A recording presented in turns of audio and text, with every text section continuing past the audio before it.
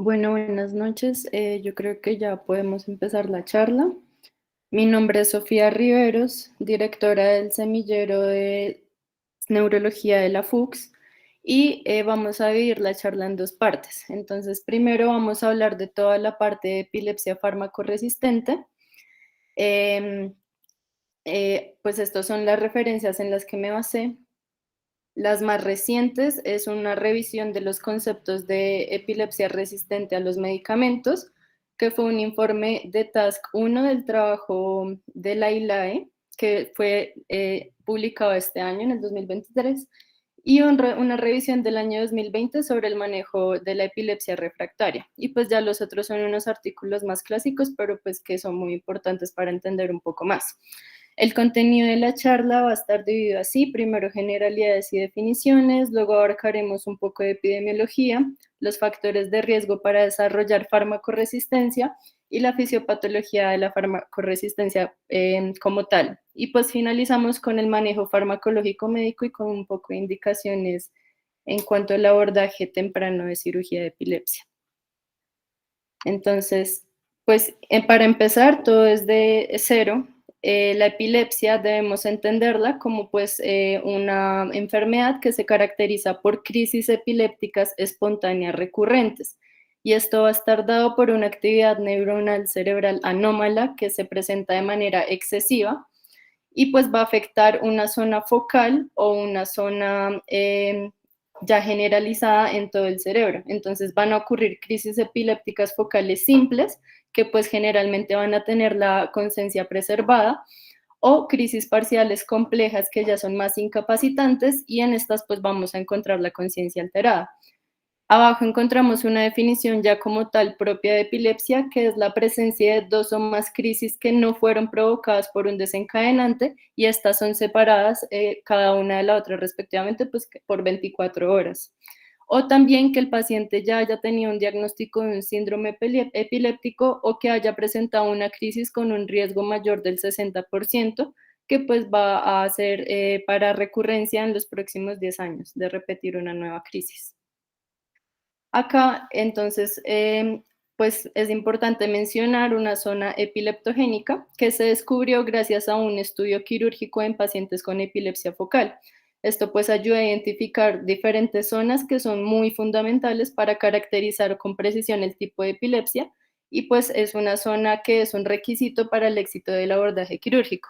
Entonces, primero encontramos la lesión epileptogénica en gris, que pues va a corresponder a una lesión que es potencialmente epileptogénica y se puede visualizar en el trazado del electroencefalograma. Perdón, se puede visualizar en la neuroimagen. Ya siguiendo, entonces en verde encontramos la zona de inicio de crisis, que es el área en la corteza en donde se van a originar las crisis epilépticas según el registro del trazado del electroencefalográfico. Seguimos con la zona irritativa a la derecha, que es el área de la corteza en donde se va a originar la crisis según el registro. Es el área de la corteza donde se producen los picos interictales. La zona de déficit funcional es el área de la corteza en donde por medio de neuroimagen funcional, pruebas neuropsicológicas o como tal ya un examen clínico neurológico, pues encontramos anomalías funcionales. Y finalizamos con la zona central en rojo, la epileptogénica, que es cuando pues es el área como indispensable para la generación de la crisis. Y decimos que cuando se hace resección de estas zonas, cuando el paciente va a quedar libre de crisis. Pero entonces vamos a entender cómo se generan realmente estas crisis, estas convulsiones que son manifestaciones motoras. Entonces, la actividad eléctrica cortical, pues en su estado basal, va a tener unas acciones excitatorias e inhibitorias constantemente, pero pues estas van a estar modulándose y retroalimentándose gracias al circuito eléctrico. Entonces, lo que va a ocurrir aquí en la epilepsia es que va a haber una activación cortical repetitiva, sobre todo de las fuerzas excitatorias. Entonces, esto va a hacer que se mejore la retroalimentación excitatoria y va a reclutar circuitos excitatorios repetitivamente en las neuronas corticales cercanas. Pues esto va a generar un estado hiperexcitable en el circuito cerebral. Ya hablando de la clasificación de la epilepsia, esta es la clasificación del año 2017, la más actualizada, en donde pues vamos a clasificar las epilepsias en inicio focal, inicio generalizado o inicio desconocido. En el inicio focal la clasifican con conciencia preservada o con la conciencia alterada.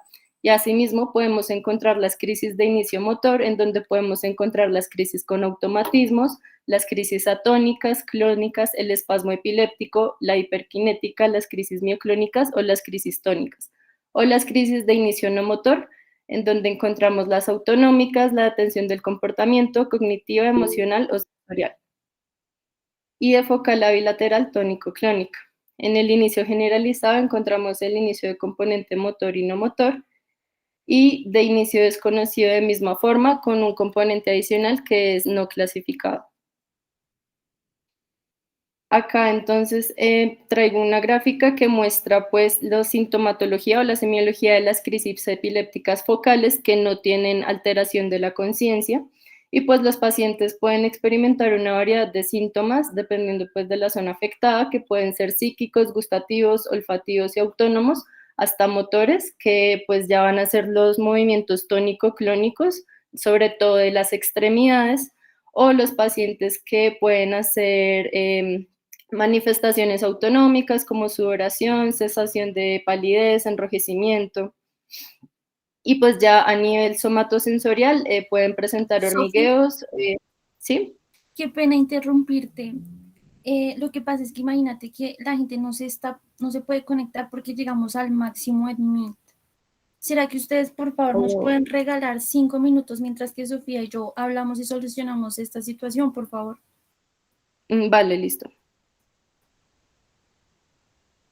Va a formar unas vesículas que las va a liberar también a nivel de la hendidura postsináptica, y va a llegar a los receptores GABA, permitiendo la entrada de cloro, que pues como tiene una carga negativa, va a neutralizar el efecto excitatorio. Entonces así es como realmente se retroalimentaría todo el potencial. Pero entonces en la epilepsia lo que encontramos es que el mecanismo excitatorio mediado por el glutamato pues está exacerbado, y que el déficit de GABA pues sí, que también puede ser por un bloqueo de GABA como tal. Entonces, según esto, ya podemos hablar de estos medicamentos anticrisis, que pues vamos a encontrarlos en dos formas: los medicamentos que reducen la excitabilidad y los que aumentan la inhibición de GABA.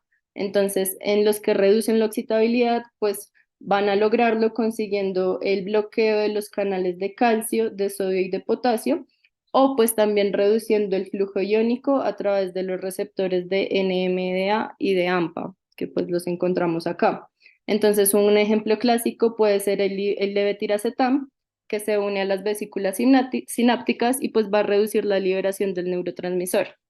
Ya en los medicamentos que aumentan la inhibición, pues incrementan la concentración de GABA postsináptico, y pues esto va a bloquear la captación de GABA, o pues va a aumentar el GABA a nivel intracelular, y pues esto va a disminuir su degradación. Entonces, un ejemplo sería que cuando el aumento de flujo de cloruro pasa a través de los receptores, pues va a permitir que se aumenten las corrientes de flujo. Y pues este, digamos, es un mecanismo que podemos encontrar frecuentemente en los barbitúricos y en las benzodiazepinas, y es un mecanismo en el de tiracetam. Acá pues traigo realmente una gráfica que explica más o menos la farmacocinética de los anticrisis, en donde pues a primera dosis van a aumentar hasta un pico y ya después van a llegar a una fase en donde se van a distribuir de manera lenta, pues por los diferentes compartimientos, y otra parte lenta en donde va a ser la metabolización y ya excreción como tal del fármaco. Y en esta gráfica pues tengo como la historia de los fármacos desde la primer fármaco hasta el último. Ya acá traigo las definiciones, entonces libertad de crisis Hola, para jefe. explicar al paciente. Oh, ¿qué más, jefe? ¿Llegas? ¿Llegas? Alex, Alfa. La libertad de crisis, para explicarle al paciente, es cuando hay ausencia de cualquier crisis durante 12 meses o 3 veces el intervalo interictal después de la última intervención. Entonces, la incapacidad de controlar pues estas convulsiones con 2 medicamentos pues va a reducir la probabilidad del éxito con otras intervenciones posteriores. Entonces ahí como que el chance es hasta los 2 medicamentos. Tratamiento fallido es cuando pues el tratamiento no tiene ningún efecto sobre las crisis. Esto puede estar dado frente a situaciones como la resistencia a los medicamentos, la toxicidad, el incumplimiento de la farmacocinética o la farmacodinámica. Resistencia a un tratamiento es la falta o reducción de la eficacia del tratamiento para controlar la crisis en un tratamiento que se esperaba que tuviera un efecto biológico deseado. Ya como tal, la epilepsia resistente a medicamentos es cuando tenemos una epilepsia que después de 2 medicamentos anticrisis bien tolerados y elegidos adecuadamente, pues no se logró controlar la crisis de manera efectiva. La tolerancia, que es la disminución de la respuesta del paciente a un tratamiento después de las múltiples exposiciones del tratamiento de manera repetida. Y pues esto es justificado ya que el cuerpo se adapta a este tratamiento. Y los niveles terapéuticos, que son los niveles del medicamento que pueden afectar el efecto biológico deseado en el órgano diana. Ya en epidemiología, entonces la epilepsia pues compromete al 0,5% hasta el 1% de la población en los países desarrollados, y en los países que están en vía de desarrollo puede ser una frecuencia incluso más alta.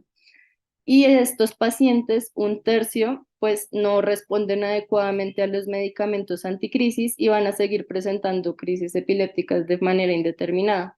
Y 20% de los pacientes que fueron diagnosticados con epilepsia generalizada primaria y el 35% de los que fueron diagnosticados con epilepsia parcial, pues llegan finalmente a desarrollar una epilepsia refractaria, que pues es la resistente a medicamentos.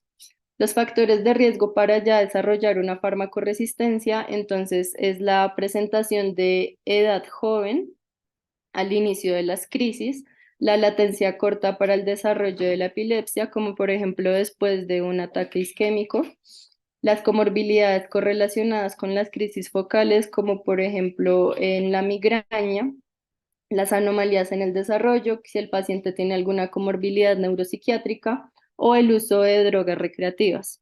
También si de pronto el paciente tuvo algún antecedente de crisis febril o crisis febriles complejas en su infancia, y algunos tipos de crisis específicamente como los espasmos epilépticos focales infantiles o las crisis mioclónicas iniciales.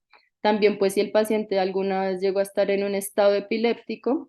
Y uno de los factores que acá mencionan más importante es la frecuencia alta de las crisis epilépticas, que pues es como el factor más importante para desarrollar después una farmacoresistencia y predecir que probablemente los medicamentos anticrisis no vayan a ser efectivos en el paciente. Las pacientes que tienen epilepsia catamenial también tienen un riesgo, y pues el antecedente familiar de epilepsia. Ya pues hablando de cómo se desarrolla la farmacoresistencia, se establecen estas 7 hipótesis, en donde pues primero vamos a hablar de la hipótesis de la gravedad intrínseca, que pues se basa en que una alta frecuencia de las crisis antes del inicio de la epilepsia pues va a ser este predictor más importante de la mala adherencia a los medicamentos. Entonces, también, además de pues, la alta frecuencia, se mencionaban otros factores de gravedad intrínseca como las comorbilidades psiquiátricas, las alteraciones neuropatológicas y la esclerosis del hipocampo, que es una de las causas principales y más importantes reconocidas de epilepsia refractaria. Ya la segunda hipótesis es la hipótesis de la red, en donde pues esta como es una enfermedad de redes neuronales alterada y pues van a generar crisis, pues se justifica en que los cambios de los patrones de conectividad entre el circuito, pues de las convulsiones primarias y de las regiones corticales, pues va a producir y desencadenar estas constantes crisis. Y pues estas alteraciones de conectividad también pues pueden llegar a cambiar toda la fisiología de la red neuronal y pues asimismo afectar a la respuesta del medicamento. Y pues esto se justifica ya que gracias a las intervenciones quirúrgicas tempranas se han logrado controlar las crisis o han llegado a convertir las epilepsias fármaco-resistentes en epilepsias que son sensibles a los medicamentos.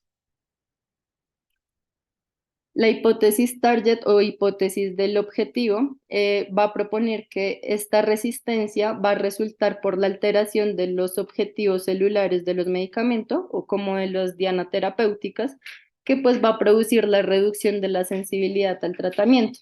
Entonces, esto está principalmente asociado con los cambios integrales de estos objetivos, que incluye las formas ISO de los canales iónicos y las subunidades de los receptores.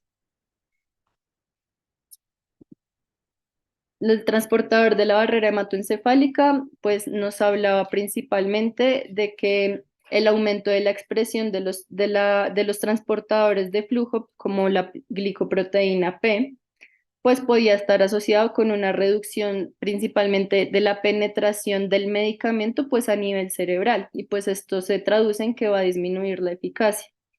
Entonces, esto se justifica ya que en un estudio se evidenció que la glicoproteína P se relaciona con una activación de glutamato y esto pues también va a aumentar la señalización del ácido araquidónico que pues va a involucrar receptores NMDA y ciclooxigenasa 2. Y bueno, esto realmente, esta teoría es más restringida al foco epiléptico, como el que les estaba comentando de la zona epileptogénica, más que a nivel generalizado.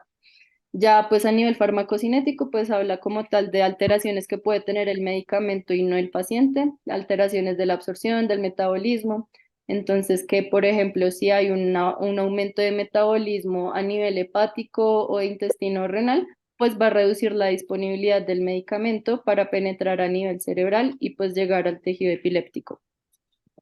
Los factores moduladores que incluyen factores genéticos, epigenéticos o algunos mediadores inflamatorios o incluso unos mediadores metabólicos, pero pues realmente los más importantes fueron los factores genéticos que incluían mutaciones o polimorfismos, en donde incluyen la modificación de histonas, la metilación del ADN o de microARN, y pues esto puede influir directamente en la expresión del objetivo terapéutico o del blanco terapéutico.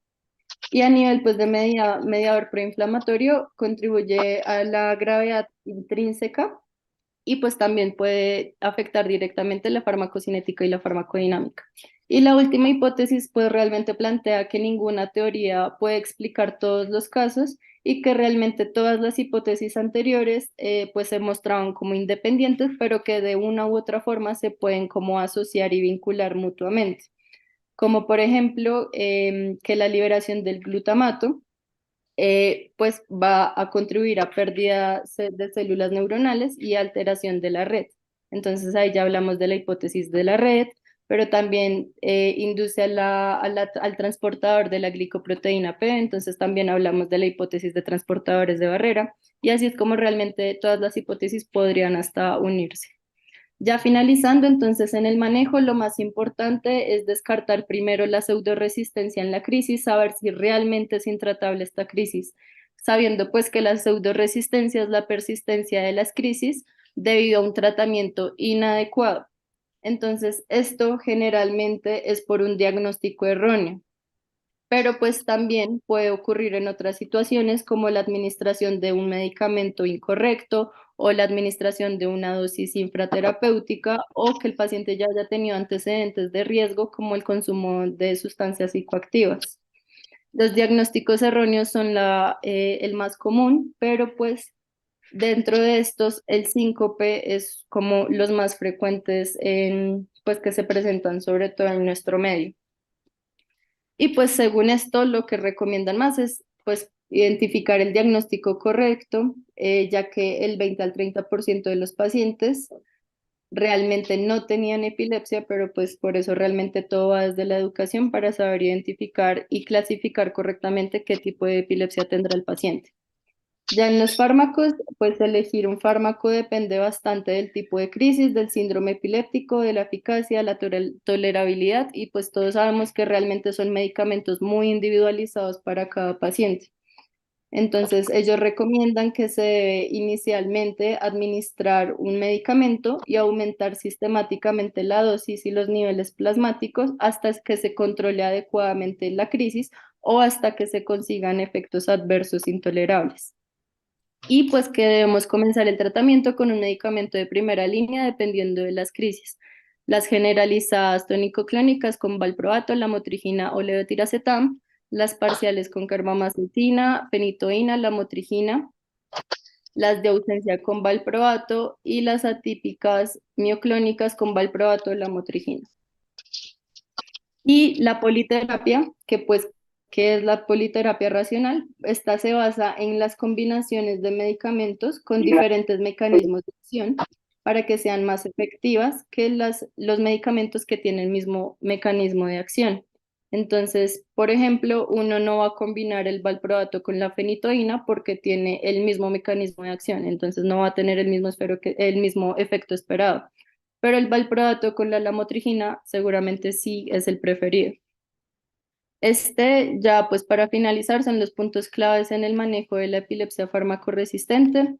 Entonces, el fracaso de dos tratamientos pues reduce la probabilidad de que se libere de crisis, pero no impide completamente la libertad con otro tratamiento diferente y que algunas epilepsias son fármaco-resistentes desde el inicio y no hay como chance de que ningún medicamento le funcione, entonces estos pacientes se redirigen directamente a cirugía de epilepsia. Y pues que el diagnóstico temprano de resistencia también pues va a acelerar todo este proceso de si direccionar el paciente al manejo médico o direccionarlo definitivamente al manejo quirúrgico. Y pues la eficacia de un tratamiento con un paciente realmente puede cambiar con el tiempo, entonces no, pues no podemos como quedarnos solo con un medicamento para cada paciente. Finalizo con estas indicaciones para los estudios de cirugía de epilepsia, en donde pues el paciente que está con una epilepsia focal continua o epilepsia refractarias, pues de entrada deberíamos remitirlo a una consulta para cirugía de epilepsia. Y listo, esta sería mi parte.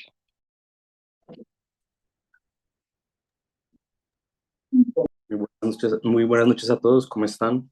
Nosotros somos el grupo de interés en neurocirugía. El día de hoy vamos a abordar la segunda parte de esta charla que va a ser el abordaje quirúrgico de la epilepsia. Nuestro grupo está conformado por personas de la Universidad de Antonio Nariño, así como de la Universidad del Bosque. Siguiente, por favor.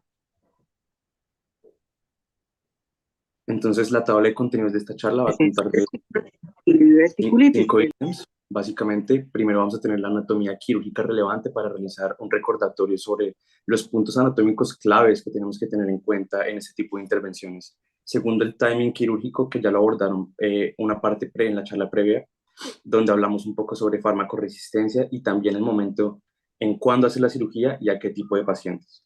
Tercero, los métodos de monitorización invasivos claves en el diagnóstico y en el diagnóstico y en la identificación de la zona ictal. Siguiente, por favor. 4, los síndromes epilépticos quirúrgicos. Hay que recordar que no todos los tipos de epilepsia son tratables quirúrgicamente, por eso vamos a hablar de los 3 síndromes epilépticos grandes que pueden ser tratados. Y por último, vamos a hablar un poco sobre técnica quirúrgica. Hablando de la anatomía quirúrgica relevante, la epilepsia temporal mesial normalmente se trata con una leucemia anterior temporal. La superficie temporal está formada anteriormente por el polo temporal medial, continúa por el segmento anterior del lentis y culmina en la cabeza del hipocampo. El punto coroideo se sitúa detrás del lentis, ligeramente anterior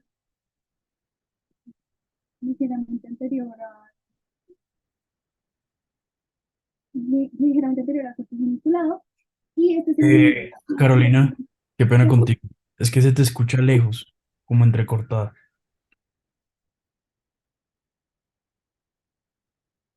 Ok, ¿ya se escucha un poco mejor? Si puedes acercarte un poquito más al micrófono. Ok. ¿Es mejor así o todavía no? Más, porfa, Carolina. Vale. Entonces, la lobectomía anterior temporal es un tratamiento quirúrgico para la epilepsia temporal inicial. La superficie temporal está formada anteriormente por el polo temporal,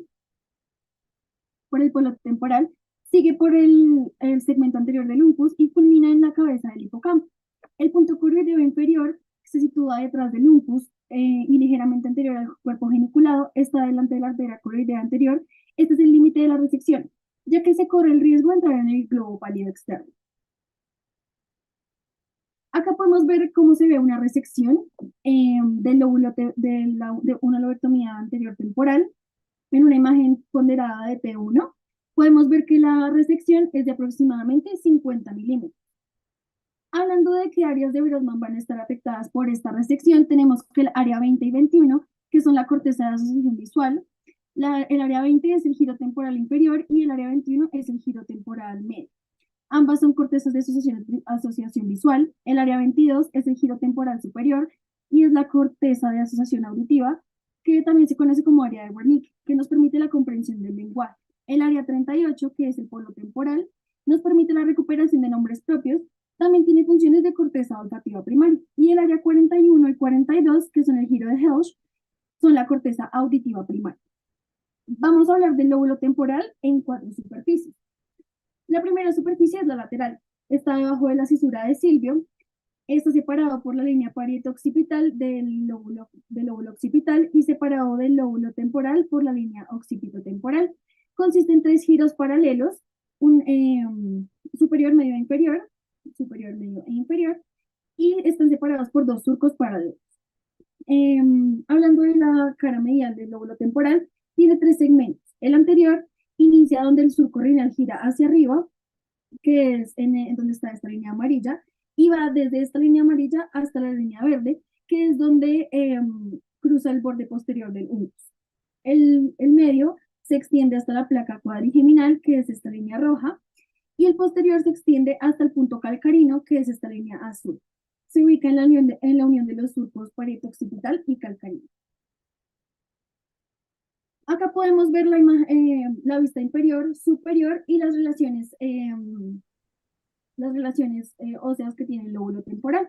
Para la parte posterior podemos ver que los giros y surcos que constituyen la parte inferior se continúan en la superficie del lóbulo occipital. Tenemos 3 circunvoluciones. La circunvolución occipitotemporal, que es esta que estamos viendo acá, separa lateralmente la circunvolución temporal y la fusiforme. El colateral, que es este de acá, separa la fusiforme de la circunvolución parieto-campal. Y el surco renal, que es este de acá, es más corto y discurre en el borde lateral. Para la superficie superior, que es esta de acá, tenemos que mirar hacia la cisura de Silvio y la cisterna de Silvio. Tiene 3 partes. El panum temporale, que sería esta área, que está compuesto por el giro transverso temporal medial y posterior. Tenemos la circunvolución temporal anterior o de Helsch, y el panum temporal, que es un área relativamente plana del lóbulo temporal. Estas regiones hacen parte del plano supratemporal. En esta imagen podemos ver las relaciones óseas del lóbulo temporal. Podemos ver acá el hueso parietal, hueso temporal, parte del hueso frontal y parte del esfenoides. Tenemos la sutura escamosa que nos divide el lóbulo temporal en superior e inferior, y el terion, que es el punto donde se unen el frontal, parietal, esfenoides y temporal. Este es un punto de acceso quirúrgico, por lo cual es muy importante. El lóbulo temporal está cerca de estructuras vasculares importantes, tanto arteriales como venosas. Entre ellas quiero resaltar la carótida interna, cuyo segmento C4 se puede ver en una craniostomía terional. La arteria cerebral posterior, que está inferior-medial al lóbulo temporal, tiene 4 segmentos, de los cuales son relevantes el P1 y el P2, ya que el P3 y el P4 están relacionados con la materia radiada temporal, que no irriga ninguna parte del lóbulo temporal. La arteria cerebral media tiene 4 segmentos, todos irrigan el lóbulo temporal, y la arteria carótida anterior irriga parte del tálamo. Para el drenaje venoso tenemos la vena silviana superior y la vena del lobo. Otras estructuras relevantes para la cirugía serían los pares craneales 2 y 3. El par craneal número 2 es una extensión del sistema nervioso central, es el nervio óptico. Sus segmentos relevantes serían el intraorbitario, que está revestido de dura madre y líquido cefalorraquídeo, se comunica directamente con el espacio subaracnoideo, el espacio intracanicular que emerge a través del anillo tendinoso y el segmento intracraneal que ingresa a la fosa craneal media. Acá podemos ver parte del quiasma óptico, que es la defusación parcial de las fibras. Esta imagen la quise... Liz, ¿qué Dime. pasaría? ¿Trabaja en el INPE? Pero allá. Esta imagen la quise colocar porque es una simulación de una craneotomía arterional a nivel del límite de la ínsula y nos permite tener una imagen de cómo se ve una lobectomía temporal anterior después de la extirpación de la neocorteza. La flecha amarilla nos muestra el origen de una rama de la arteria cerebral media y acá podemos ver tanto el par craneal 3 como el par craneal 2. Para el tercer par craneal tenemos que es el responsable, es el nervio oculomotor, es el responsable del movimiento de 4 de los 6 músculos extraoculares, surge del mesencéfalo anterior, tiene 4 segmentos, el nuclear está al nivel del colículo superior, que es donde está la materia gris. Nuestros segmentos más importantes serían el cavernoso, que está en el seno cavernoso, el segmento extraforaminal, que entra a través de la fisura orbitaria superior, como 2 ramas, una superior y una inferior. Y acá podemos ver la importancia del nervio craneal número 3, ya que se puede observar la relación del tercer nervio craneal, porque linda con la pía madre del uncus anterior. En la segunda imagen que tenemos acá, podemos ver que es una imagen intraoperatoria después de la resección del uncus, y la amígdala mostrando el tercer par craneal, que sería este. Hablando un poco sobre la amígdala cerebral, se encuentra enteramente en el segmento anterior del uncus. En la parte anterior de este segmento está compuesta por 13 núcleos que se encuentran en 3 grupos principales, uno central, uno corticomedial y uno vasolateral. Podemos ver que es de un color relativamente pardo, pero lo voy a mostrar posteriormente un poco más claro. Tiene 2 vías eferentes, una estría terminal en forma de T y la vía amigdalofuga ventral, la cual transporta fibras aferentes y desciende a través del tronco encefálico. Acá tenemos los núcleos de la amígdala cerebral. Los vasolaterales están en conexión directa, recíproca con el lóbulo temporal. Los centrales tienen una estimulación aferente del tronco del encéfalo, en especial del núcleo solitario. Y los corticales están en una conexión recíproca con el bulbo olfatorio. Para hablar un poco más de la formación hipocampal, está formada por 2 láminas corticales enrolladas una dentro de la otra. Está formada por 3 estructuras, el subículo, el giro dentado y el cuerno de Amón. 2 áreas de la formación hipocampal tienen relevancia quirúrgica, ya que en esta se da la mayor cantidad de pérdida de células piramidales, que son la región CA1 y CA3. La CA1 tiene células piramidales, esta es el área de mayor tamaño, se ubica cerca del subículo. La CA3, piramidales gigantes, tiene colaterales axónicas llamadas colaterales de Schaffer, que se proyectan hacia CA1. Para hablar un poquito sobre la histología del hipocampo, tenemos que tiene 3 capas, una molecular, una granular piramidal y una polimórfica. La polimórfica también se denomina estrato de Oriens, está compuesto por neuronas intrínsecas, también llamadas monocells. La granular está compuesta por células piramidales y la capa molecular está formada por neuronas pequeñas diseminadas. Acá podemos ver un corte, la extracción de una amigdalohipocampectomía, en la cual se puede ver el hipocampo, el subcuncal y la amígdala. Como pueden ver, la amígdala tiene un color relativamente más pardo que el resto de la superficie, lo cual la hace más visible de forma quirúrgica.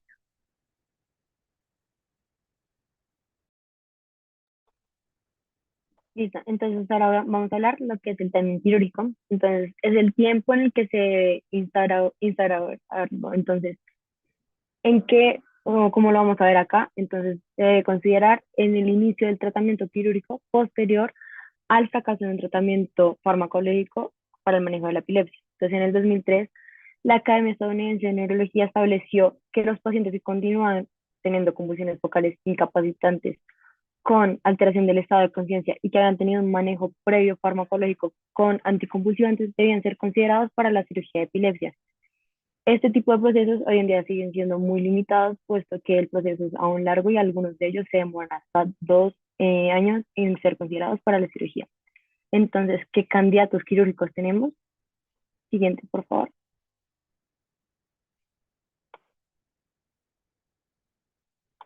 Entonces, ¿en qué momento debemos considerar la derivación quirúrgica y en qué paciente? Entonces, esta derivación quirúrgica se debe ofrecer a todos los pacientes con epilepsia resistente a los medicamentos hasta los 70 años. También se debe considerar una derivación quirúrgica a los pacientes mayores con epilepsia resistente a los medicamentos que no tengan ninguna contraindicación quirúrgica o a los pacientes adultos y niños que no presenten convulsiones con uno o dos medicamentos anticonvulsivantes, pero que hayan tenido una lesión cerebral en la corteza no elocuente. Entonces, no se debe ofrecer nunca una... Listo, entonces vamos a retomar desde acá de qué es el timing quirúrgico. Entonces es el tiempo en que algo debe ser instaurado. En este caso, debe ser el tiempo en el que se debe considerar el tratamiento quirúrgico posterior al fracaso del tratamiento farmacológico para la epilepsia. Entonces, en 2003, la Academia Estadounidense de Neurología estableció que todos los pacientes que continúan teniendo convulsiones focales incapacitantes con alteración del estado de la conciencia habían tenido manejo con medicamento previo anticonvulsivante, debían ser considerados pacientes para la cirugía de la epilepsia. Entonces, este proceso hoy en día sigue siendo muy limitado, muchos de ellos aún tienen que esperar casi 2 años para poder acceder a este tipo de tratamiento. Siguiente, por favor. Entonces, los candidatos quirúrgicos. Para eso debemos tener en cuenta en qué momento debemos considerar la derivación quirúrgica y en qué pacientes. Entonces, se deberá ofrecer a todos los pacientes con epilepsia que sean menores a los 70 años de edad y resistentes a los medicamentos. También se debe considerar una derivación quirúrgica en pacientes mayores con epilepsia resistencia a los fármacos anticonvulsivantes y que no tengan contraindicaciones quirúrgicas, o a los pacientes adultos y niños que no presenten convulsiones con uno o dos medicamentos anticonvulsivantes, pero que tengan una lesión cerebral en corteza no elocuente. Y 3, no se debe ofrecer derivación para cirugía a pacientes con abuso de sustancias que no cooperen con el tratamiento. Entonces, en los adultos existen 3 tipos principales de trastornos convulsivos que pueden remediarse con una cirugía resectiva cortical focal.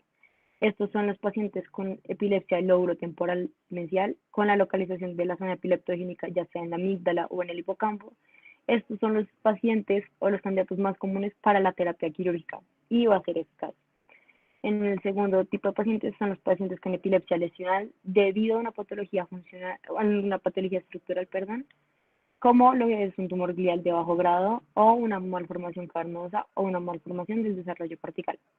Y finalmente, en los pacientes con epilepsia focal resistente a los medicamentos con una resonancia magnética cerebral normal, son pacientes más desafiantes, pero en algunos de estos pacientes son muy buenos candidatos para la cirugía. Recordemos que toda la localización del tejido cerebral epiléptico en estos pacientes va a requerir una monitorización del electroencefalograma intracraneal que vamos a ver más adelante. Siguiente, por favor. Entonces se va a realizar una evaluación quirúrgica. Esta evaluación quirúrgica se debe hacer mediante 6 componentes. Entonces, la evaluación clínica, las pruebas neuropsicológicas, el electroencefalograma, la resonancia magnética cerebral de alta resolución, el PET y la localización del habla y el lenguaje. Esto es una evaluación quirúrgica completa. El anterior, por favor. Esta es una evaluación quirúrgica completa y cómo se hace. Entonces, empecemos con la evaluación clínica. Esta va a ser una evaluación integral y es esencial en pacientes con epilepsia fármaco-resistente. ¿Qué va a suceder? Estos pacientes van a ser remitidos a los neurólogos que tengan experiencia trabajando con epilepsia, y mediante la anamnesis y el examen neurológico se va a realizar un diagnóstico, y mediante esto también se va a realizar la caracterización de la semiología y la localización clínica de las convulsiones. Mediante las pruebas neuropsicológicas se van a realizar estudios neuropsicológicos para evaluar la presencia de déficit de memoria de aprendizaje verbal o no verbal, como en una evaluación prequirúrgica de la epilepsia. Entonces, ¿qué componentes va a tener estas pruebas neuropsicológicas? Va a tener 4 componentes con el fin de hacer un comparativo postquirúrgico. Entonces, esto nos va a determinar primero el rendimiento cognitivo preoperatorio como punto de referencia para después compararse con un examen postoperatorio. Nos van a ayudar a identificar y cuantificar las zonas o los déficits ictales y postictales, como ayuda a la caracterización, la lateralización y la localización de las convulsiones. Nos van a proporcionar predicciones basadas en la evidencia del riesgo cognitivo que puede estar asociado a la cirugía, y finalmente nos pueden proporcionar un asesoramiento preoperatorio integral, que no solamente va a dar una educación neuropsicológica al paciente, sino a su familia. También tenemos el electroencefalograma, el cual puede ser un electroencefalograma de características invasivas o no invasivas. El electroencefalograma no invasivo va a ser grabado desde el cuero cabelludo y el invasivo ya lo vamos a ver más adelante. Estos son esenciales para confirmar la localización de las convulsiones en personas con la epilepsia focal. Tenemos la resonancia magnética cerebral de alta resolución, que todos los pacientes que vayan a ser sometidos a la evaluación quirúrgica se les debe realizar esta evaluación de la resonancia magnética con el fin de optimizar la visualización de los campos. El PET mide el metabolismo de la glucosa y cuenta cuánta de esta se consume, obteniendo así como un marcador, con el fin de identificar las zonas con mayor actividad epileptogénica. Y finalmente tenemos la localización del habla y el lenguaje. Entonces la corteza elocuente va a involucrar, que está involucrada con el habla y el lenguaje, va a estar bien definida en las recepciones del lóbulo temporal y del lóbulo frontal con el fin de minimizar la morbilidad operatoria. Entonces este método se va a realizar o se va a determinar mediante la identificación de las áreas críticas de la corteza funcional mediante la estimulación cortical eléctrica intraoperatoria que vamos a ver más adelante. Siguiente, por favor. Entonces, los métodos de monitorización invasivos nos ayudan a la identificación del foco convulsivo mediante una técnica invasiva.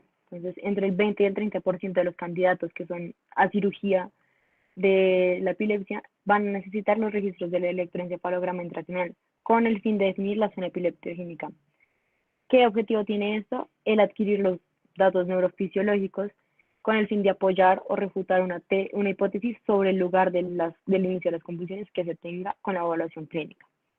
Entonces, el registro del electroencefalograma intracraneal va a implicar principalmente dos técnicas. La primera de ellas es la implantación de los electrodos de profundidad. Siguiente, por favor. Entonces, la implantación de los electrodos de profundidad lo que va a utilizar es múltiples electrodos implantados estereotácticamente en el parénquima cerebral mediante pequeños tornillos fijados al cerebro. Bueno, al cráneo, perdón. Esta técnica va a permitir grabar desde profundidades hasta la superficie y tiene una morbilidad de aproximadamente 1.3%, lo que va a equivaler a un riesgo entre 1 a entre 287 electrodos y hay un riesgo mínimo de hemorragia del 1%. Entonces, como podemos observar en la imagen, tenemos dos imágenes del electroencefalograma intracraneal y tenemos la imagen de su izquierda, una resonancia magnética tridimensional reconstruida en superficie, y en la imagen de la derecha, la fotografía perioperatoria, que nos va a evidenciar la colocación de los electrodos de profundidad como parte del estudio del electroencefalograma. Siguiente, por favor. En esta imagen de su izquierda podemos observar también una resonancia magnética tridimensional reconstruida en superficie. ¿Cuál es la ventaja que vamos a ver en esta? Que nos va a evidenciar la vasculatura superpuesta, que es la derivación de una angiografía por tomografía computarizada. ¿Qué nos permite eso? Evidenciar las zonas en las que se va a realizar la colocación de los electrodos y podemos evidenciar que cada electrodo está identificado con un color diferente. Entonces, en su imagen de la izquierda podemos observar los diferentes cortes que tenemos de una resonancia magnética, donde tenemos el corte axial en la imagen superior izquierda, el corte sagital en la parte superior derecha, el corte coronal en la parte inferior izquierda y una resonancia magnética de una imagen tridimensional reconstruida. Esto, ¿qué nos permite o qué ventaja tenemos ahí? Tenemos una propuesta de un electroencefalograma con los electrodos de profundidad superpuestos. Estos van a ser realizados o van a estar planificados mediante un software de neuronavegación. ¿Qué nos va a permitir este software? Que antes de la cirugía sepamos los puntos de colocación y el punto de entrada del electrodo, la trayectoria, la profundidad y la localización, con el objetivo de que esto se pueda cargar al software en una navegación quirúrgica y se realice la colocación de manera precisa y segura. Siguiente, por favor. Entonces tenemos la segunda técnica, que son los electrodos subdurales, que se utilizan en las tiras y las rejillas. Entonces, estos se colocan directamente en la superficie del cerebro. Las tiras subdurales se van a colocar mediante simples orificios de trepanado, que estos orificios de trepanado van a ser de un tamaño menor al de una moneda, y las rejillas sí van a requerir de una craneotomía. Entonces, esto, que nos va a permitir registrar un área más grande de la corteza contigua y nos va a permitir la identificación de las lesiones, de las lesiones epileptogénicas, ya sea que estén adyacentes a la corteza elocuente, con el fin de facilitar el mapeo de la corteza elocuente y de permitir un estudio de estimulación cortical más completo. Entonces, aquí observamos la imagen de intraoperatoria y las imágenes reconstruidas. Entonces, las imágenes de la izquierda observamos fotografías intraoperatorias que nos muestran la colocación de las tiras y las rejillas y el registro del electroencefalograma subdural. Y en la imagen de la derecha tenemos las fotografías intraoperatorias y reconstruidas, las intraoperatorias en la parte superior y las reconstruidas en la parte inferior. ¿Qué podemos observar? ¿Qué nos permiten estas? Observar la imagen antes de la colocación de la rejilla del electroencefalograma subdural y posterior a la colocación de la rejilla. Entonces, siguiente, por favor. Observamos ya aquí la resonancia magnética postoperatoria y la radiografía de cráneo postoperatoria. Entonces, la imagen, ambas nos muestran la colocación de los registros de los electrodos del electroencefalograma intracraneal subdural, pero si nos enfocamos en la imagen que está en la parte inferior derecha, podemos observar una similitud para que se identifiquen un poco con las imágenes intraoperatorias que veíamos anteriormente, y es la observación de la colocación de toda la rejilla. Siguiente, por favor. Entonces hablábamos que estos electrodos nos van a permitir identificar la estimulación cortical. ¿Con qué fin? Entonces observamos fotografías también intraoperatorias que muestran dónde se realizó la estimulación cortical en la imagen de la izquierda, y esto nos permite identificar la corteza elocuente, con el fin de que de preservar la vasculatura ramificada, como podemos observar en la imagen de la derecha, que a pesar de que ya se realizó todo el campo quirúrgico postoperatorio y se hizo la resección, se puede preservar esa vasculatura, todo gracias a la estimulación cortical previa. Entonces, la duración de la monitorización invasiva va a depender de la frecuencia de las convulsiones, del éxito de la estimulación cortical planificada y del cumplimiento del paciente con todo lo mencionado anteriormente. Es posible que se requieran varias semanas para la caracterización y para tener completamente identificado el trastorno convulsivo del paciente, pero esta monitorización se va a suspender en cualquier etapa si hay un evento adverso que sea clínicamente significativo. ¿Cuáles eventos adversos pueden ser clínicamente significativos? Los que pueden ser un hematoma intracraneal, que sea en menos del 5% de los casos, o la infección resultante del paso de los cables a través del cuero cabelludo, que se puede dar en menos del 2% de los casos. Entonces, a continuación se presentará un video cortesía del doctor Buitrago, donde les muestra con imágenes PET y resonancia magnética la planeación de la intervención quirúrgica, identificando la zona ictal.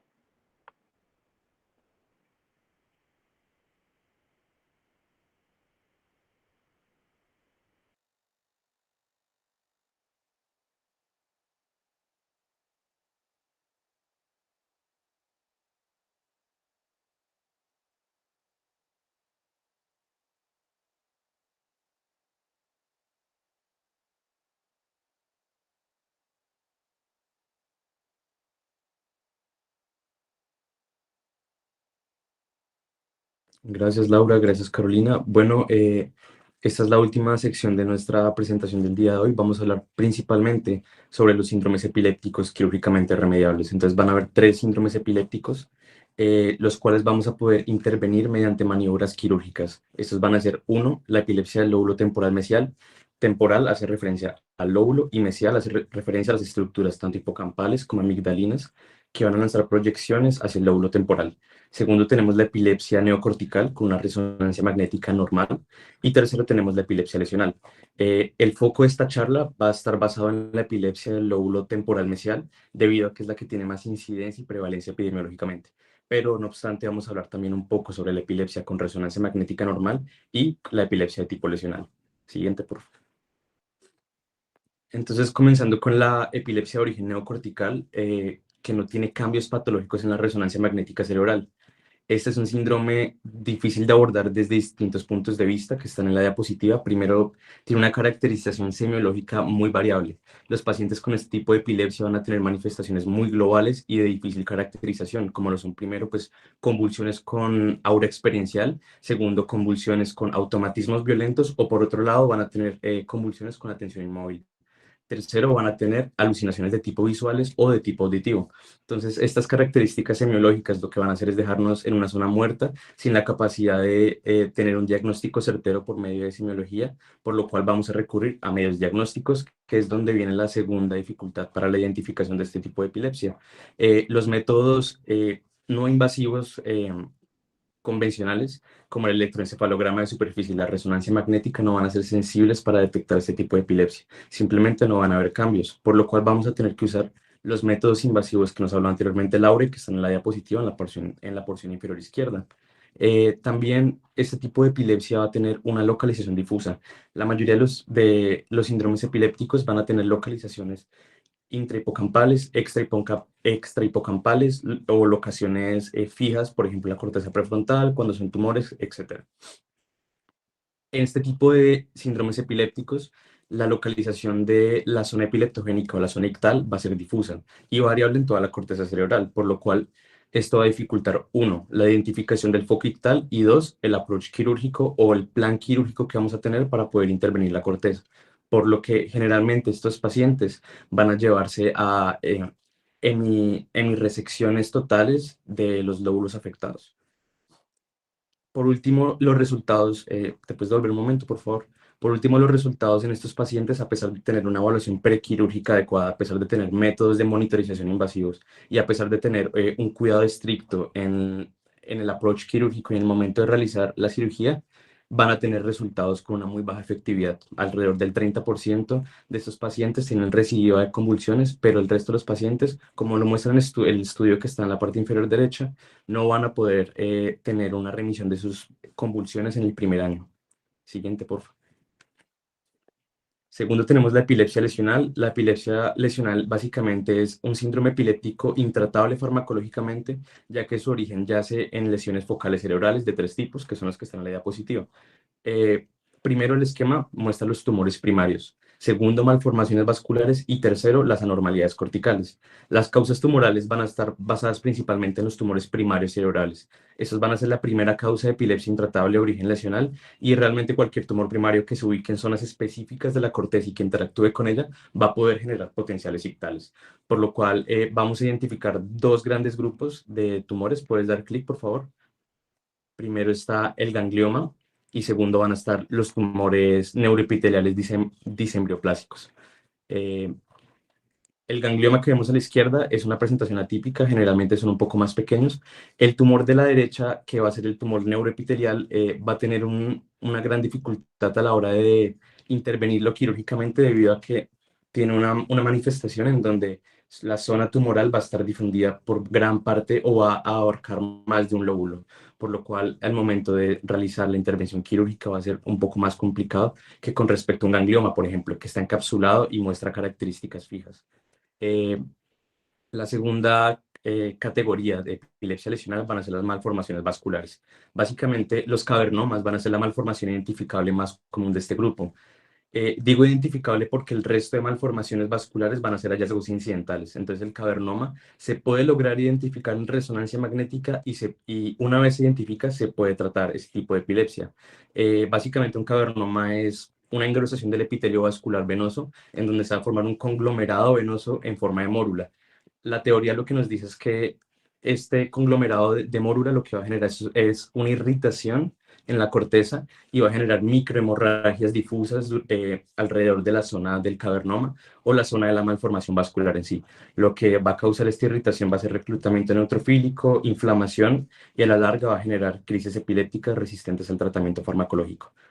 Por último, tenemos las malformaciones corticales, son el tipo más extraño de epilepsia lesional y recordemos que hay dos tipos grandes de malformaciones corticales, están las malformaciones focales y las malformaciones difusas. La displasia cortical focal va a ser la lesión quirúrgicamente remediable más común de este grupo. Su abordaje, nuevamente, es difícil debido a que la resonancia magnética no es sensible para este examen y el electroencefalograma de superficie tampoco va a lograr determinar de manera correcta la zona ictal, por lo cual vamos a tener que usar exámenes como la monitorización invasiva y, como lo vemos en la imagen, un PET que nos ayuden a determinar dónde está ubicada la malformación y cuál es la zona ictal y en qué zona del cerebro está ubicada. Siguiente, por favor.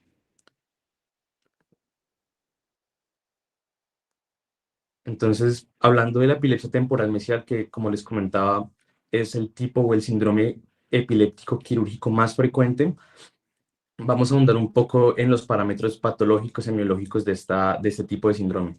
Epidemiológicamente, la epilepsia del lóbulo temporal va a significar aproximadamente el 45% de los síndromes quirúrgicos remediables. Recordemos, como vimos en la charla de neurología, la fisiopatología, vamos a tener una esclerosis hipocampal.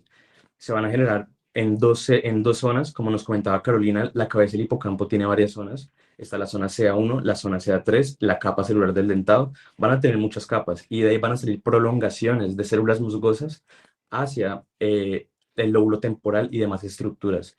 Ahí va a ser la génesis de la esclerosis parahipocampal y de la zona ictal. Segundo, tenemos una semiología muy clara, a diferencia de los otros síndromes que vimos anteriormente. La epilepsia del lóbulo temporal va a tener una semiología muy clara, entonces van a ser pacientes que van a presentar convulsiones discognitivas focales o también llamadas convulsiones parciales complejas. Tercero, tenemos diferentes técnicas. Esto es muy importante a la hora de hablar de epilepsia del lóbulo temporal, debido a que tenemos múltiples capacidades de resolver esta patología. Entonces, más adelante vamos a ver las tres tipos de técnicas que tenemos a disposición. Y cuarto, esas técnicas tienen una eficacia muy alta, por lo cual el resultado para los pacientes va a ser mucho más efectivo que con el resto de síndromes epilépticos. Siguiente, por favor. Entonces, las técnicas quirúrgicas que tenemos disponibles en este momento van a ser tres. Primero tenemos la lobectomía temporal, segundo la amigdalohipocampectomía y tercero los métodos poco invasivos. La lobectomía temporal y la amigdalohipocampectomía van a ser los que más se utilizan actualmente. Los métodos poco invasivos aún están en estudio, hay un auge, digamos, en la neuroablación y en la estimulación del nervio vago, pero para efectos prácticos de esta charla no vamos a abordar los métodos poco invasivos. Siguiente, por favor. Esto es un detalle histórico. El doctor Wilder Penfield fue un médico estadounidense, neurocirujano, y también profesor de neurociencias de la Universidad de Johns Hopkins. Fue el primer neurocirujano y el pionero en el desarrollo de la lobectomía temporal anterior. Él realizó alrededor de 101 cirugías exitosas y se considera el pionero de este tipo de cirugías. Siguiente, por favor. Entonces, en primer lugar, vamos a tener la lobectomía temporal anterior. Como podemos ver, es el gold standard para el manejo de este tipo de patología. Va a tener ventajas y va a tener desventajas. La principal ventaja es que vamos a tener acceso a la zona mesial del cerebro, es decir, a la amígdala, a la cabeza y el cuerpo del hipocampo y a las cisternas perimesencefálicas y su contenido. El acceso lateral, como podemos ver en la imagen, va a ser muy importante debido a que el ventrículo es un punto anatómico referencial para poder acceder a la estructura mesial o al lóbulo insular. Además de eso, el abordaje lateral lo que va a hacer es mejorar los resultados postquirúrgicos. Recordemos que las fibras visuales provienen del cuerpo geniculado lateral del tálamo y se van a prolongar por medio del asa de Meyer, que va a estar en el techo del cuerno del ventrículo temporal. ¿Le puedes dar clic, por favor? Ahí tenemos un diagrama que lo que nos va a ilustrar básicamente es, en términos resumidos, la lobectomía temporal anterior y su procedimiento. Entonces vamos a ver principalmente en la imagen inferior izquierda la cantidad de corteza que se va a resecar, que va a ser principalmente el polo anterior del lóbulo temporal. En la imagen a la derecha vamos a observar ya cuando se hizo la resección del lóbulo temporal, se va a realizar desde el tercer tercio, pues redundante, hacia adelante, hacia anterior. Y desde ahí vamos a tener el acceso a la zona mesial, que va a ser tanto la amígdala como el hipocampo. Y en la imagen superior izquierda vamos a observar las estructuras que les comento. Hay desventajas asociadas a este procedimiento, como primero el hecho de que las incisiones y la craneotomía van a ser muy grandes, en comparación con otros procedimientos que lo único que van a hacer es una incisión a través de la cual van a lograr acceder al contenido mesial. Además, cuando la zona temporal que vamos a intervenir va a ser la zona dominante, vamos a tener un límite de corteza que podemos resecar. Entonces, básicamente, en epilepsia del lóbulo temporal de tipo dominante, vamos a tener que resecar entre 3.5 centímetros a 4.5 centímetros. Y en epilepsia del lóbulo temporal no dominante, vamos a tener la capacidad de resecar un poco más de corteza, alrededor de unos 5.5 centímetros.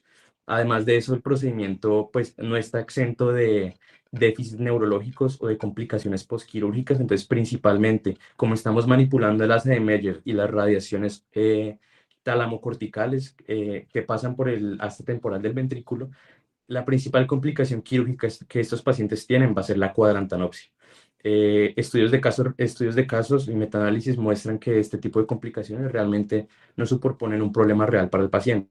Los problemas reales vienen cuando hay otro tipo de complicaciones como el infarto por lesión de la arteria coroidea anterior, que puede desencadenar en hemiplejías, en afasias, y por último, por el contacto con el unco cerebral, vamos a tener contacto directo con el tercero y con el cuarto el tercero y el cuarto paracraneal, por lo cual vamos a poder tener parálisis de estos pares. Este tipo de abordaje va a ser el enfoque de nuestra charla debido a que es el abordaje más repetido a nivel mundial y que ha sido más estudiado para el control de las convulsiones y con una muy buena eficacia. Siguiente, por favor. Vamos a hablar un poco sobre la técnica quirúrgica. Vamos a tratar de hacerlo pues muy resumido y muy fácil. Va a tener tres momentos la técnica quirúrgica, la lobectomía temporal anterior. Va a tener el approach superficial, el intermedio y el profundo. En el superficial vamos a realizar una craneotomía para exponer las estructuras meningias, vasculares y corticales.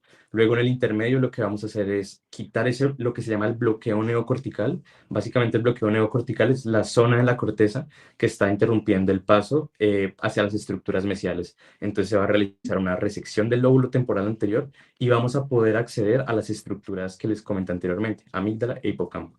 Y por último, el tercer momento de esta cirugía va a ser el abordaje profundo, en donde vamos a realizar la extracción de estas estructuras y vamos a cerrar al paciente y vamos a realizar el abordaje integral. Siguiente, por favor. ¿Le puedes dar clic? Entonces, este momento de la cirugía es el primer momento que les comentaba. Entonces, primero se va a realizar una incisión inversa en signo de interrogación. Se va a realizar anterior al trago y se va a continuar por toda la línea temporal superior. Esta incisión, el límite va a ser el músculo temporal superior y llegando a este punto ya vamos a tener expuesto como lo vemos en la imagen derecha, vamos a tener expuesto el cráneo. Ahí vamos a realizar la craneotomía temporal, el cual el límite superior va a ser ligeramente por encima de la sutura escamosa, es decir, como unos 0.5 centímetros por encima de la cisura de Silvio. Luego vamos a resecar la dura madre, la aracnoides, y vamos a tener contacto con la pía madre, como lo podemos ver en la primera imagen, que es la que dice craneotomía. Ya he realizado la anterior, podemos utilizar estas imágenes. Ahí podemos observar la cánula de Cushing, donde vamos a poder observar el lóbulo.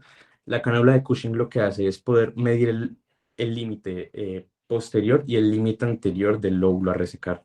También en esta porción lo que tenemos que hacer o lo que tiene que hacer el cirujano es mirar la anatomía del lóbulo temporal y mirar las posibles malformaciones vasculares que hayan en ese territorio. Además de eso, es un dato quirúrgico importante que no toda la pía madre debe ser coagulada, debido a que la pía madre va a servir como una protección, un velo protector sobre las estructuras vasculares, por lo cual lo que recomienda la literatura es no coagular toda la pía madre, sino coagular únicamente lo necesario, es decir, los 3.5 a 4.5 o los 4.5 a 5.5 centímetros que vamos a exponer. En este momento de la cirugía netamente estamos reconociendo los planos anatómicos y estamos reconociendo las estructuras que hay dentro de ellos. Siguiente, por favor. Este es el plano intermedio. Entonces, en esta segunda parte de la cirugía es lo que les comentaba el bloqueo neocortical. ¿Puedes darle clic, por favor? Entonces, básicamente, el bloqueo neocortical es esa porción de la corteza que está interrumpiendo que podamos entrar a las estructuras mesiales. ¿Cuándo sabemos hasta dónde tenemos que realizar la incisión? Hasta que llegamos al asta temporal del ventrículo lateral. El asta temporal del ventrículo lateral va a ser el punto anatómico de referencia para el cirujano para poder realizar todo el abordaje quirúrgico, tanto sea de la amígdala como de las estructuras mesiales. Por lo cual, llegar a este punto va a ser importante y como lo vemos en la figura D, vamos a ver que hay una salida del líquido cefalorraquídeo, lo cual nos va a indicar que ese va a ser el punto anatómico al que queremos llegar. Además de eso, tan solo con llegar al lóbulo, tan solo con llegar al ventrículo, ya sabemos que estamos en la ubicación correcta y desde ahí vamos a empezar a resecar el lóbulo temporal anterior para tener acceso a las estructuras. Siguiente, por favor. Tercero, tenemos el plano intermedio y el plano profundo. Entonces, una vez retirado el lóbulo y en contacto con las estructuras mesiales, lo que tenemos que hacer es realizar una identificación de estas y el retiro de cada una. Es decir, vamos a retirar la amígdala y la cabeza del hipocampo, es decir, donde estaban las zonas CA1 y CA3, ¿se acuerdan?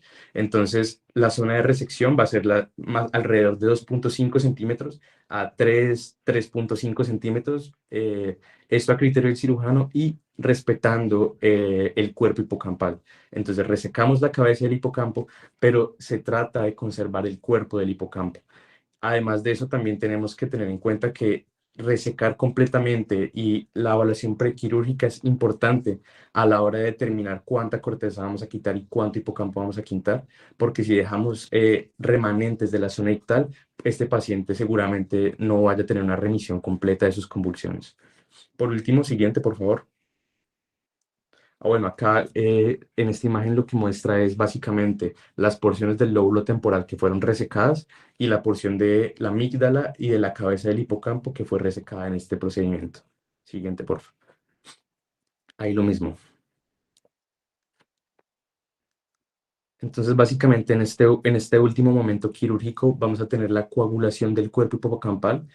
Como les comentaba, vamos a tratar de respetar el cuerpo del hipocampo debido a sus funciones en el sistema límbico. Se aspira toda la tienda del cerebelo y todo el surco parahipocampal. Se van a coagular estructuras vasculares adyacentes y se van a tomar muestras patología y se cierra de forma estándar. Siguiente, por favor. Listo. Las complicaciones quirúrgicas, como les comentaba, principalmente los defectos del campo visual o las alteraciones del campo visual debido a las manipulaciones de las radiaciones del tálamo, tálamo corticales, específicamente la asa de Meyer va a ser una de las principalmente afectadas, además del contacto que vamos a tener con el núcleo cerebral y de la posible manipulación del segundo, tercero y cuarto par. Las complicaciones neuropsiquiátricas, lógicamente estamos manipulando el lóbulo temporal, entonces vamos a tener alteraciones en la memoria, no en todos los pacientes, pero en la mayoría de pacientes van a tener una alteración de la memoria, esto dependiendo el lóbulo temporal, si es el dominante o no dominante. Van a ser el tipo de caracterización semiológica de estos pacientes. Generalmente 1 año, 2 años van a lograr recuperar parte de la función. También vamos a tener la complicación que pueden haber afasias, hemiplejías o parálisis del segundo, tercero y cuarto par. Además, hay algunas revisiones de casos y metaanálisis que muestran que estos pacientes pueden generar depresión. Siguiente, por favor. El segundo procedimiento, le puedes dar clic, es la amígdalo-hipocampectomía. Esta cirugía nace como una iniciativa para realizar un procedimiento quirúrgico efectivo, pero menos invasivo que la lobectomía temporal anterior. Entonces, resecar el lóbulo temporal 3, 4, 5 centímetros es una técnica muy invasiva. ¿Le puedes dar clic, por favor? Entonces, lógicamente, la principal desventaja de este approach va a ser que el corredor de abordaje por donde vamos a extraer tanto la cabeza como la amígdala va a ser muy estrecho. A diferencia de la lobectomía, que tenemos un campo de acción relativamente grande, acá solo se va a realizar una incisión en el giro superior, entre el giro superior y el giro medio del lóbulo temporal, y vamos a entrar por ahí a lograr resecar las estructuras mesiales. La ventaja de la cirugía a la vez es su desventaja. Estos pacientes van a tener un muy buen pronóstico y van a tener pocos desenlaces adversos debido a la cantidad de corteza que se reseca y debido a la efectividad y el perfeccionamiento de esta técnica. Siguiente, por favor. Acá vamos a tener un video, le puedes dar play. Es cortesía del doctor César Buitrago y en este video lo que estamos viendo es una resección del lóbulo de la ínsula, o sea, ahí ya estamos entrando a las estructuras mesiales, el cual ser la ínsula derecha, perdón, lo cual va a hacerse por vía transopercular guiada por neuronavegación.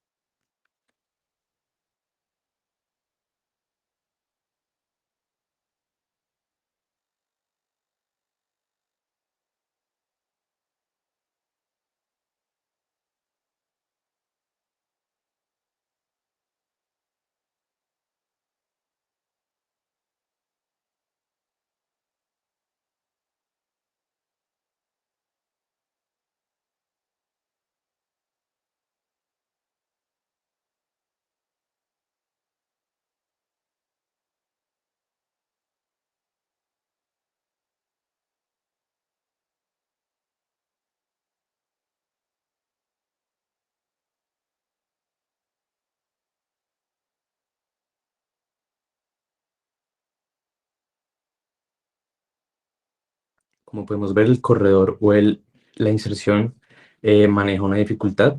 Muchas gracias al doctor César Buitrago por la cortesía del video. Siguiente, por favor. Entonces la pregunta es, ¿sirve la cirugía? Y la respuesta la da este artículo, pero muchos otros. Pero este artículo fue el que encontré con la muestra más grande de pacientes. Básicamente en este artículo participaron 80 pacientes que tenían epilepsia temporal mesial, a los cuales de manera aleatoria a dos grupos se le asignó uno, manejo quirúrgico, ya sea con lobectomía temporal o con amígdalo hipocampectomía, y al otro grupo se le asignó manejo médico. Entonces, al primer año, los resultados del grupo de los pacientes con manejo quirúrgico fue una remisión completa de convulsiones, o Engel 1, que es la clasificación de remisión de convulsiones al año, alrededor del 58%, perdón, versus el grupo de los pacientes que tuvieron manejo médico, solo el 8% tuvieron una remisión total de sus convulsiones. Luego de 2 años, a los participantes que seguían en el estudio, al grupo quirúrgico, 11 de 15 pacientes tuvieron remisión completa de las convulsiones, versus el grupo del manejo médico, que ningún participante tuvo remisión de las convulsiones. Siguiente, por favor. Entonces, los mensajes finales de esta charla y de toda la charla que brindamos de parte de neurocirugía es: 1, elegir paciente correcto. Todo el approach o la evaluación prequirúrgica va a ser importante porque no todos los tipos de epilepsia van a poder ser intervenidos quirúrgicamente. Entonces, desde el manejo inicial vamos a tener que identificar semiológicamente, imagenológicamente y con todas las evaluaciones neuropsicológicas, este es el paciente correcto para realizar un procedimiento quirúrgico. Segundo, el segundo mensaje que quiero que se lleven es el timing correcto o el momento en el que hacemos la cirugía. Entonces, como decía en la charla de neurología, es importante lograr identificar cuando el manejo farmacológico es un manejo fallido, por lo cual hay alguna literatura que refiere que las cirugías contra la epilepsia están infrautilizadas o subutilizadas, por lo cual es importante realizar un manejo a tiempo que puede, la verdad, mejorar los resultados o va a poder mejorar la calidad de vida de nuestros pacientes, por lo cual es importante identificar con la evaluación prequirúrgica y la evaluación del neurólogo, neurocirujano y psicólogo todas las posibles causales y si puede encajar en este grupo. Y por último, el procedimiento correcto. Como vimos en la diapositiva anterior, son procedimientos muy eficaces, son procedimientos que llevan mucho tiempo, aún están en proceso de perfeccionamiento, pero que tienen resultados de eficacia muy altos comparados con el manejo farmacológico. Siguiente. Y esto sería todo. Muchas gracias. Estamos atentos a sus preguntas y sus comentarios.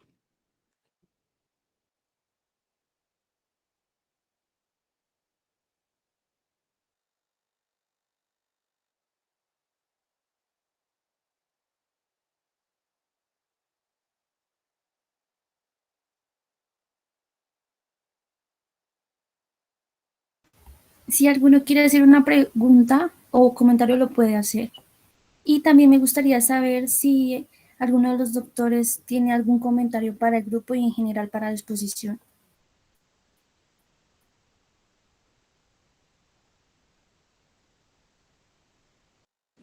Buenas noches. Buenas noches, doctor. Mientras se animan a las preguntas, no, pues yo los quiero felicitar porque la exposición, las exposiciones estuvieron muy buenas, de muy buen nivel para el grado en que están ustedes. La cirugía de epilepsia es una subespecialidad dentro de la neurocirugía, es una subespecialidad a todos los países, a todos los centros. Primero llega el trauma, primero llega la resección de tumores, primero llega la cirugía de columna, la cirugía de aneurisma y el refinamiento de las ciencias neurológicas de la neurocirugía es la neurocirugía funcional, la cirugía de epilepsia, la cirugía de Parkinson. Ese es el punto más avanzado porque se requiere estrategias especiales. Por ejemplo, si a nosotros en un servicio de neurocirugía llega un tumor el miércoles, pues se ve la imagen y uno dice, bueno, lo vamos a operar jueves, viernes o el sábado. En cirugía de epilepsia es diferente por todo lo que ustedes mencionan. Es una cirugía que no la puede hacer un solo doctor, no es una cirugía unipersonal, Se necesitan expertos en neurofisiología, expertos en epileptología, si se opera niños, neuropediatras expertos en epilepsia, se necesita psiquiatras, se necesita neuropsicólogos, trabajadores sociales, expertos en cirugía de epilepsia, que son neurocirujanos que se han dedicado a hacer cirugía de epilepsia. Entonces, el mensaje es,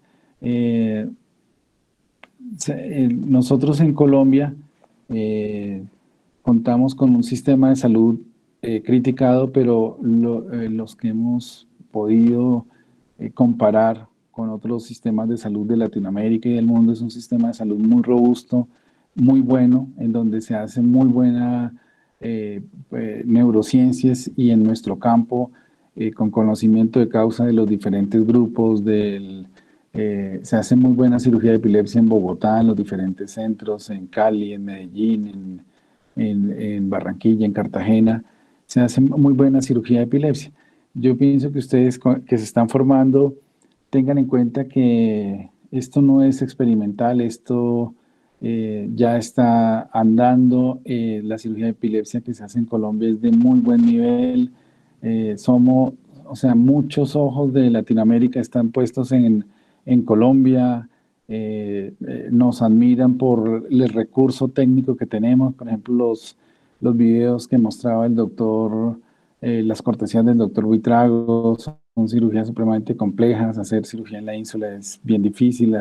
Hacer esas fusiones de imágenes. En Colombia existe toda la tecnología, no tenemos que envidiarle a ningún centro, ni americano ni europeo.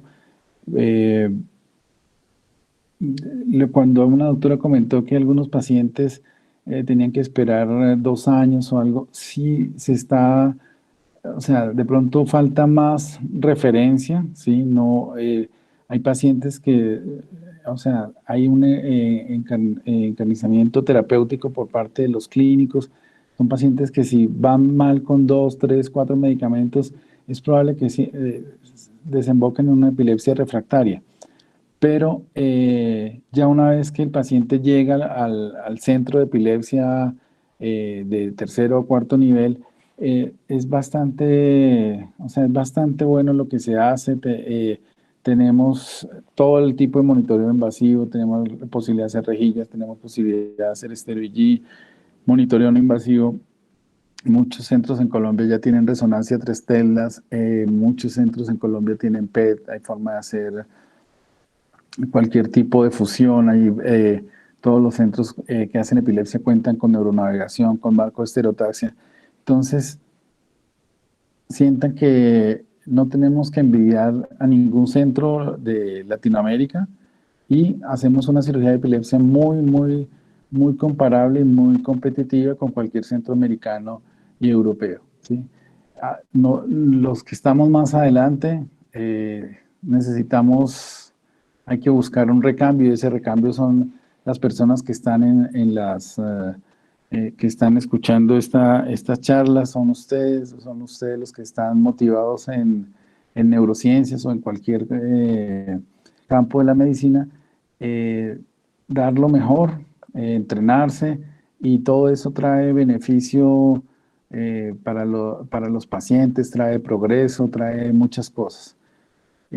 Básicamente ese es mi comentario sobre cirugía de epilepsia. Felicitaciones, y eso era lo que tenía que decir. Gracias. Bueno, yo también quiero unirme a las palabras expresadas por el doctor Zorro. Me parece que estos muchachos hay que felicitarlos. Realmente los 4 hicieron un trabajo fantástico, magnífico. Cuando yo era estudiante, yo creo que nunca hice una revisión de estas, y creo que cuando era interno menos, y creo que terminé residencia y tampoco nunca oí pues una presentación de mis compañeros de estas características. Entonces, muchachos, hay que felicitarlos. Hicieron un gran trabajo.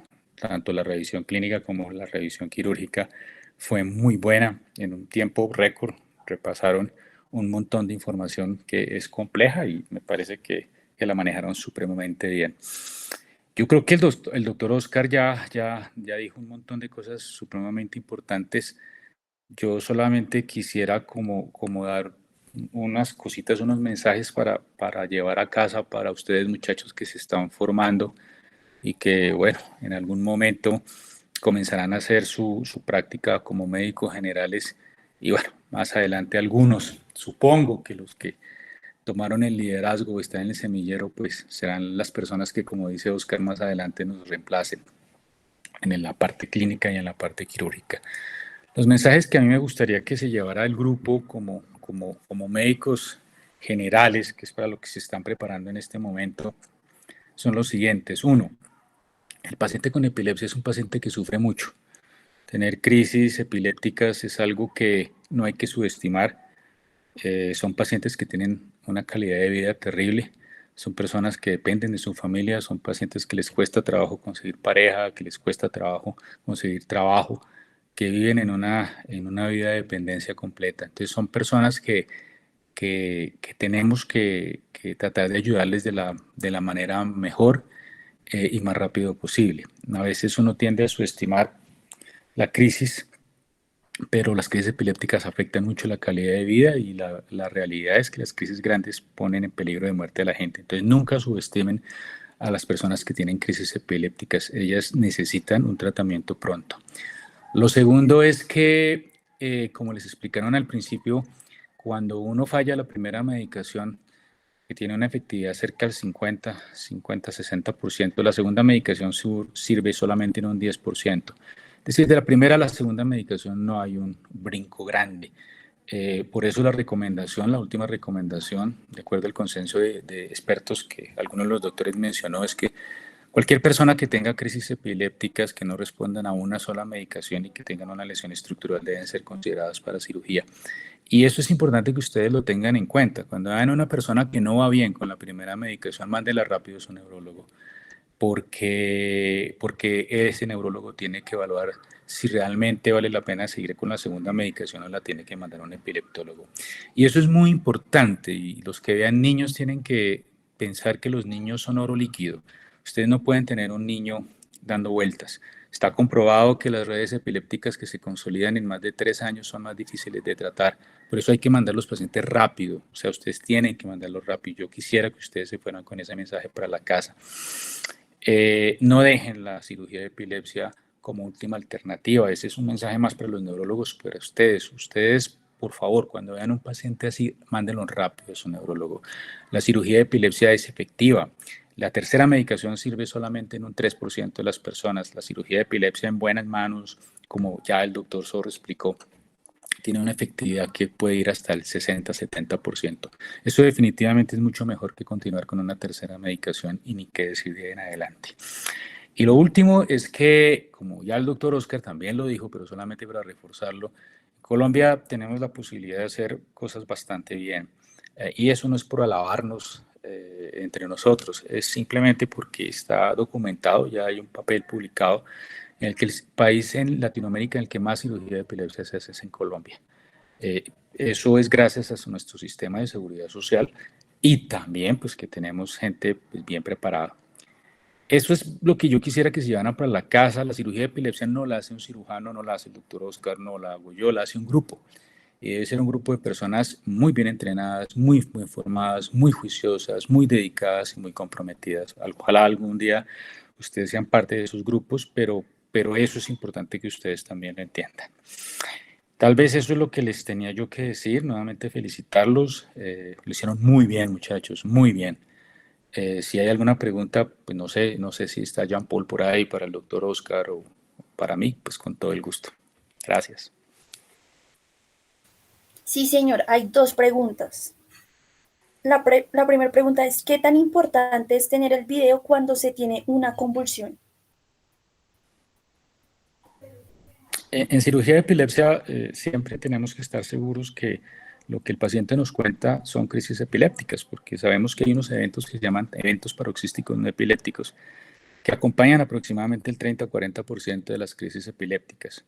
Luego tenemos la obligación de tener en general un video que vaya en correlato con la parte eléctrica. Ahora, hay que hacer una excepción. Es que en epilepsias del lóbulo temporal está documentado que en manos de expertos, pero eso no es en manos de cualquiera, en manos de expertos. Eso lo hacen algunos países en Brasil, algunos países en algunos sitios en México, aquí en Colombia también lo hacemos en algunas ocasiones.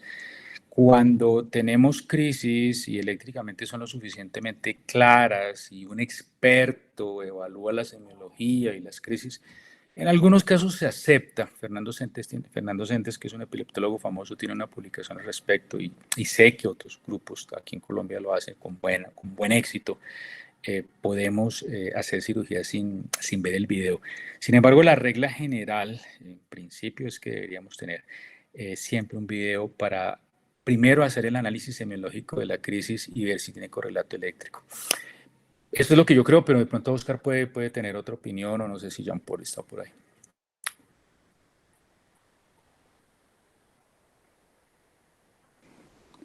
No, totalmente de acuerdo. O sea, la pregunta es, ¿se habla de videotelemetría o la pregunta es tomarle una crisis al paciente cuando hace la convulsión?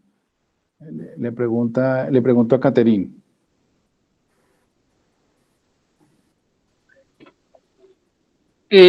Bueno, buenas noches para todos los doctores. El tema es que yo soy un paciente que empezó a sufrir de crisis epilépticas aproximadamente desde el mes de febrero.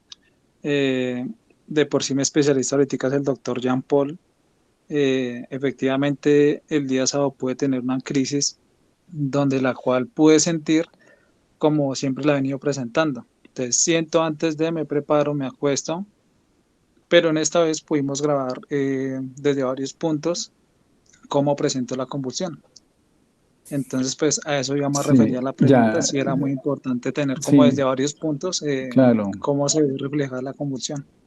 Sí, me imaginé que la pregunta es decir, toda información es válida, toda información semiológica, toda información de video también es válida, nos ayuda porque muchas veces tenemos confusión, la mamá dice que giró la cabeza a la derecha, que giró la cabeza a la izquierda y de pronto el video nos ayuda. A mí me gusta recalcar a los pacientes que si tienen videos que nos muestren las crisis, todo es válido. Tengo una anécdota cuando hice el rural en Cartagena, en el FIDE, que no había videotelemetría, pues en Colombia, estamos hablando de 1993, se operaban los pacientes basados en imagen, no había resonancia, había TAC, y en semiología, ¿sí? Y la semiología se internaba el paciente. En esa época no había la posibilidad que tenemos hoy en día de filmar el paciente con el celular o tomar un video. La semiología, la jefe presenciaba la crisis, ella escribía la crisis, ¿sí?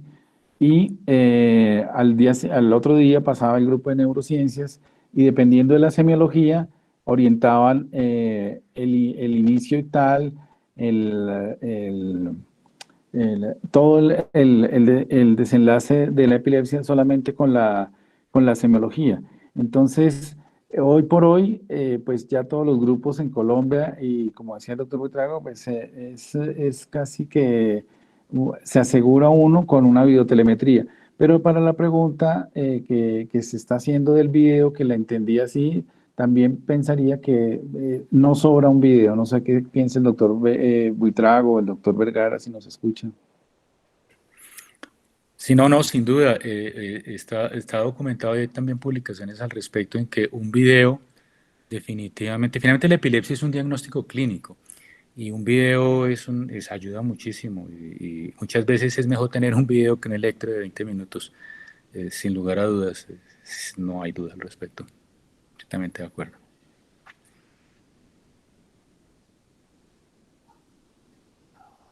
Bueno. La otra pregunta es radiocirugía en epilepsia, que pregunta Joseph. La respuesta es, la radiocirugía en epilepsia, tenemos dos posibilidades. Existen lesiones estructurales como cavernomas, como tumores, como malformaciones arteriovenosas, que podría ser una opción la radiocirugía. Si es abordable quirúrgicamente, es preferible hacer resección de la lesión. Por ejemplo, si es un cavernoma en el lóbulo temporal, es mejor hacer resección. Si es un tumor, es mejor hacer resección. Pero también hemos tenido nosotros malformaciones que generan epilepsia y están en el área motora, y hacer una resección ahí, tenemos el chance de dejar al paciente con un déficit neurológico definitivo, podríamos optar por la radiocirugía. Lo que vi en otros centros por fuera, radiocirugía para el lóbulo temporal, radiocirugía para callosotomías, pienso que la mejor opción es la técnica quirúrgica. La radiocirugía, hoy por hoy, ni el láser tiene los resultados que da una técnica quirúrgica abierta.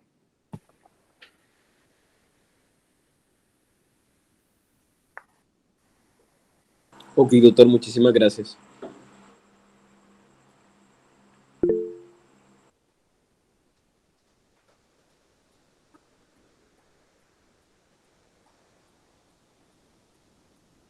¿Algún otro comentario, pregunta? Ana Isabel Vallarino. Buenas noches, doctores. ¿Qué tal? Tengo una consulta. Si al paciente se le realizó la amigdalohipocampectomía, ¿el paciente con epilepsia mesial puede con los años retirar los medicamentos, fraccionadamente? Sí, sin embargo, digamos que debe ser muy claro que el objetivo principal en cirugía de epilepsia es el control de las crisis epilépticas. La posibilidad de retirar medicación dependerá de muchas cosas. Una de las cuánto tiempo lleva la persona con epilepsia, cuáles son las características de la epilepsia, cuál es la etiología de la epilepsia. Hay etiologías como las anormalidades en el desarrollo de la corteza cerebral en que no es prudente retirar la medicación. Hay epilepsias que llevan mucho tiempo con unas redes epileptogénicas muy consolidadas. Sabemos que más o menos en el 30-40% de los casos, las personas que llevan a cirugía para lóbulo temporal se les puede retirar completamente la medicación. Y ese en general es el número para los consolidados de las epilepsias. Ahora, en niños la situación puede ser mejor. Hay algunas publicaciones que hablan de retirar medicación por encima del 50, 60, 70%, incluso en algunos estudios. ¿Por qué? Porque se operan más temprano, llevan menos tiempo de crisis, las redes epileptogénicas son más pequeñas, tienen manchas. Por eso les digo que en niños son oro líquido, hay que ir muy rápido precisamente por eso. No sé qué opina Oscar, pero esa es más o menos la idea que yo tengo. Están en la cosa de la alarma acá en mi edificio. Pero sí, es decir, hay que cada caso en particular. De pronto los pacientes más proclives al retiro de la medicación son lesiones estructurales con epilepsia, sea cavernoma, sea tumores. Al resecarlo generalmente y están libres de crisis, se puede retirar la medicación.